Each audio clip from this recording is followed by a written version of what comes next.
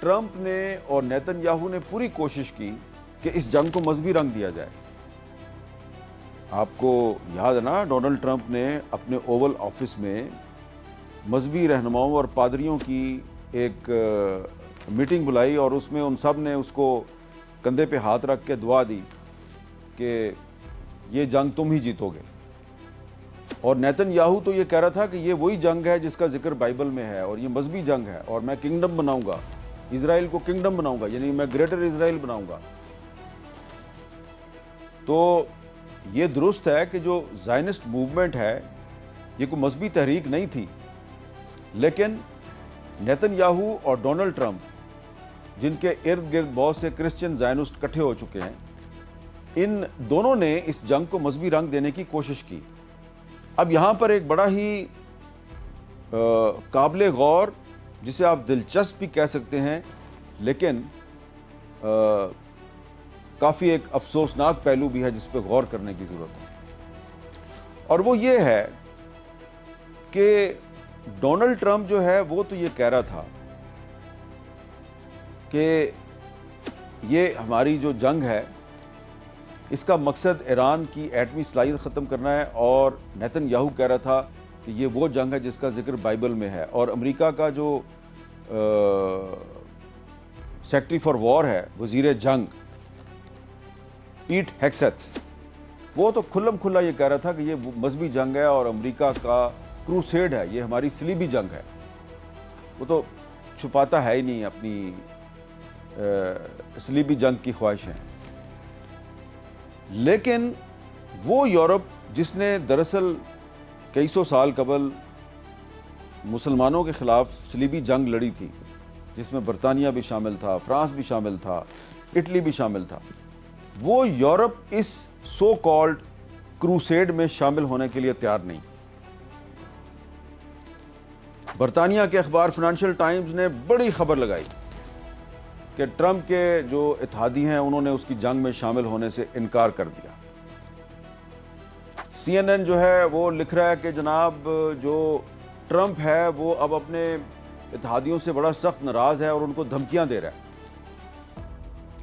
تو جو ٹرمپ کے غیر مسلم اتحادی تھے، جو زیادہ تر یورپی ممالک ہیں، انہوں نے تو ٹرمپ کی جنگ کا حصہ بننے سے انکار کر دیا. لیکن آپ دیکھیے کہ یہ 2026 کا کیسا افسوسناک واقعہ تھا کہ بہت سے مسلمان ممالک، جن میں زیادہ تر عرب ممالک شامل تھے، انہوں نے ٹرمپ اور نیتن یاہو کے ایران پر حملے کی مذمت تک نہیں کی، بلکہ وہ اس حملے میں انڈائریکٹلی شامل ہو گئے. اور ان کے ممالک میں جو امریکہ کے فوجی اڈے تھے وہاں سے ایران پر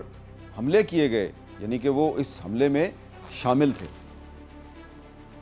تو یہ ایک بڑا ہی افسوسناک پہلو ہے کہ ایک طرف یورپ ہے، نیٹو کنٹریز ہیں. پہلے یہ کہا جاتا تھا کہ نیٹو جو ہے وہ دراصل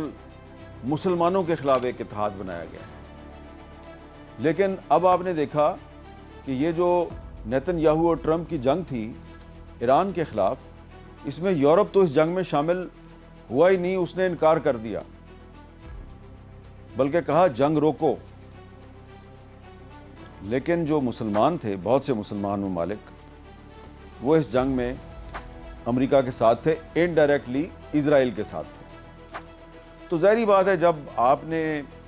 امریکہ کے جو ان مسلم ممالک میں فوجی اڈے تھے، یہاں سے آپ نے ایران پر حملے کیے،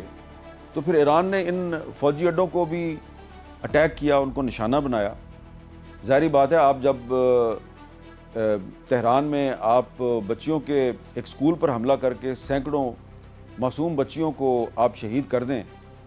اور وہ جو میزائل ہیں وہ امریکہ سے نہیں آ رہے بلکہ جو عرب ممالک میں امریکہ نے فوجی اڈے قائم کیے ہوئے ہیں، یہ میزائل وہاں سے آ رہے ہیں، تو ظاہری بات ہے پھر ایران جو ہے وہ ان فوجی اڈوں پر تو حملہ کرے گا نا. تو ایران نے حملہ کیا. اس جنگ کا اصل مقصد مسجد اقصی کو شہید کر کے وہاں پہ یہودیوں کی ایک عبادت گاہ قائم کرنا اور گریٹر اسرائیل کے منصوبے کو آگے بڑھانا تھا. اور اس مقصد کے لیے بہت سے جو زائنسٹ ہیں جو نیتن یاہو کے بہت قریب ہیں، وہ کہتے رہے کہ ہم ان مسلمانوں کو آپس میں لڑائیں گے۔ تو ظاہری بات ہے جب کچھ گلف کنٹریز میں جو امریکی بیسز ہیں وہاں سے ایران پر حملہ ہوا اور ایران نے جوابی طور پر ان گلف کنٹریز میں حملہ کیا، تو مسلمانوں کی آپس میں لڑائی تو شروع ہو گئی، اور جو مسلمانوں کو لڑانے کا منصوبہ تھا وہ کامیاب ہوتا ہوا نظر آ رہا تھا۔ لیکن پھر اس میں سعودی عرب جیسے ممالک جو ہیں انہوں نے کچھ حکمت کا مظاہرہ کیا اور خاموشی اختیار کی، اور پھر پاکستان نے، ترکی نے اور کچھ اور جو مسلم ممالک ہیں انہوں نے کوشش کی کہ یہ جو ایران اور سعودی عرب ہے اس کے درمیان معاملات خراب نہ ہوں، اور پھر کوشش یہ کی گئی کہ ایران اور باقی جو گلف کنٹریز ہیں ان میں بھی زیادہ لڑائی نہ بڑھے۔ کوشش یہی کی گئی کہ مسلمان آپس میں نہ لڑیں۔